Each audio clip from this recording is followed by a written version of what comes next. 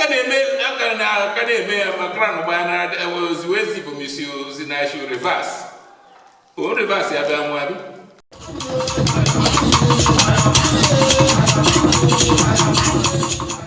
There were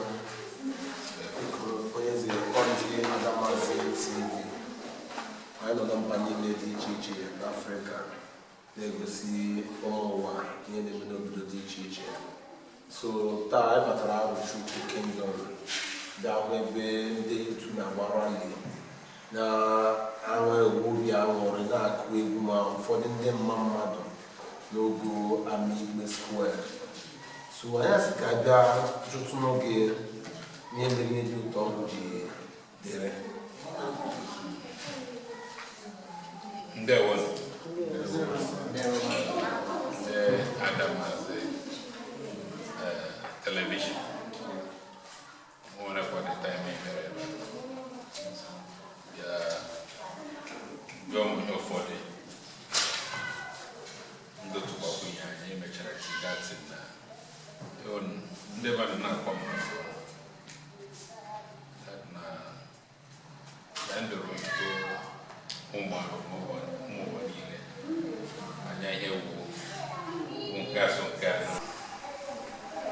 I'm His Royal Highness is a Dr. Khan. I'm open Ibom, Arochukwu Kingdom. Even Arochukwu and my Pakato. One Arochukwu.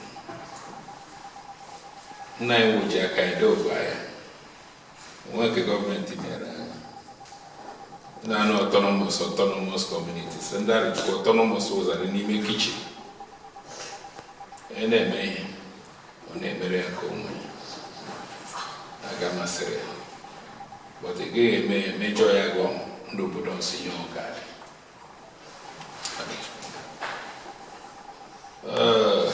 On June, about the 2024, come now,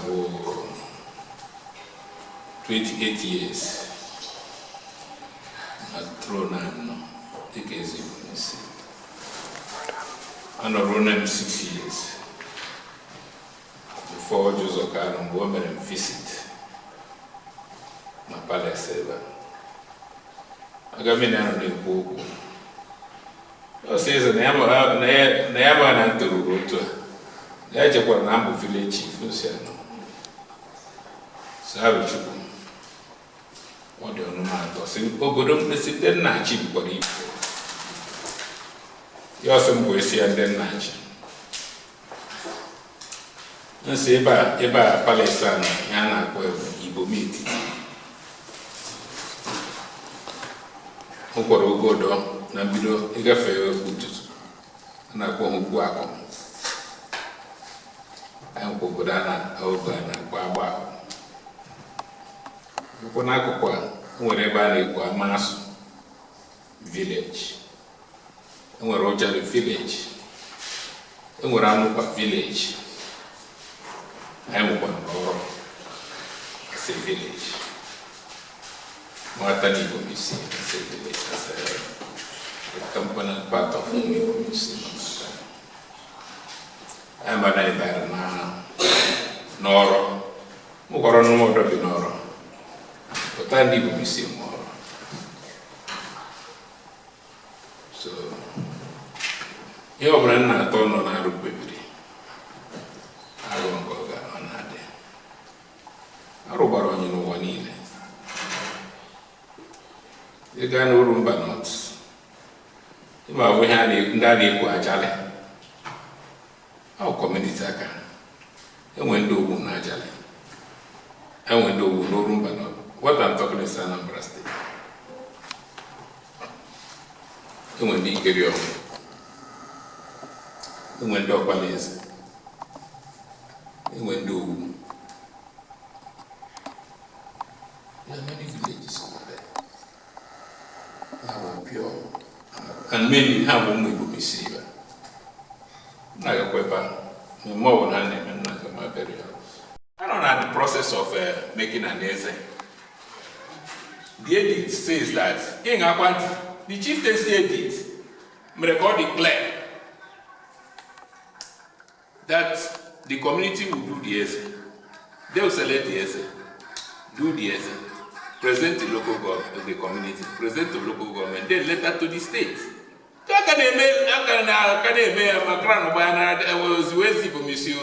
should reverse. Reverse whoever want to reverse, let it take army and police. We only the army. But we want to tell the whole world that Ezaro has been emerged. One, they will the traditional requirement of Ibom with the condiments.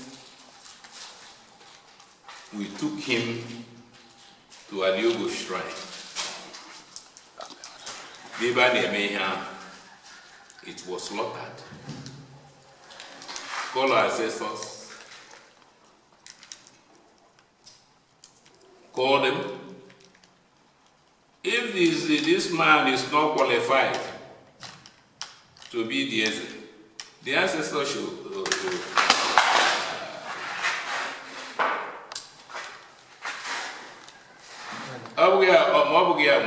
the crown, in fact, within 2 days he will die. He will die. That was in time. 2 days. But it's only qualified. No, 2 months now, over him, 2 months. One of about the 8. So, tell them I was suspension. So, go. But don't go man, and I see a state. I'm not requiring suspension. But it's only Almighty God will intervene. All right, I'm wrong. You know? Yes, sir. Let's go and answer. Yes, sir. Yes, sir.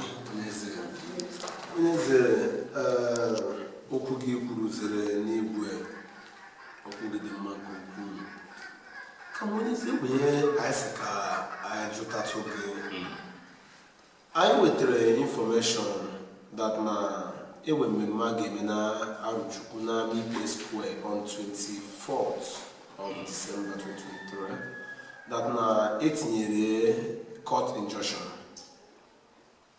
na ndị olekwa na ndị nke ọzọ na-adọkweza ji court injunction bịa ka ewere ike hapụ ime ya mmemme ahụ na 24 December 2023. Adịghị m aware of that. Na ndị ọrụ ji court injunction. Yes. I'm not quite I don't know about it, but mmadụ na nwere ndị gbara akwụkwọ against the other side. Against onye referee. So I will now with the court injunction is the case is I don't know. I don't know what you call a coronation postponed. We don't want court injunction or no such information. Okay. Yes, at least imenya ka ụmụarụ niile na mba niile dị iche iche n'Afrịka na-amatakwa nke wụ eziokwu aga arụzi na aga nsogbu adịghị maazị the issue known as tool of Isii, just like the one of Ibom will be of Coronation. Because the Igbo land then na Bini. Even the other Bini, the Korean have there. So now I have this one more like an apapia no land. I'm going to when the father dies. Because it's the other is Ibom. You know what I mean?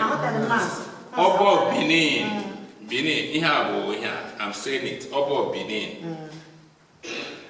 Omwana okwara, and that woman got more okwara ga wonye Benin. Omwana okwara izo ha more omo okwara and they will at the palace. Ona after na ya anya. Yere aga no kwa. Till the last day you will take you over the palace. Take you over. As Obo Benin. Anaga Obo Benin anaga no mo ya anaga dia cheese where is there. And I dupu yare dupu. Majority of Igbo land are going to but onye ze oburu na akara na onye ze you do week. He will be doing my use. Nda ihe mere Prince Charles na-araga nne ya na nne ya aka na anya mere akpọ ha Crown Prince. What of King Fahd? A na-akpọ nwa ya Crown Prince. Nwanne ya ka ọ na-ejere ozi na aga mee nwa ya eze. He has never done in anywhere. Unless the autonomous community a na-ekrete. Ike bụ na mere community ihe nna gị ma anọ ndụ asị gị come and be days of the community, autonomous community.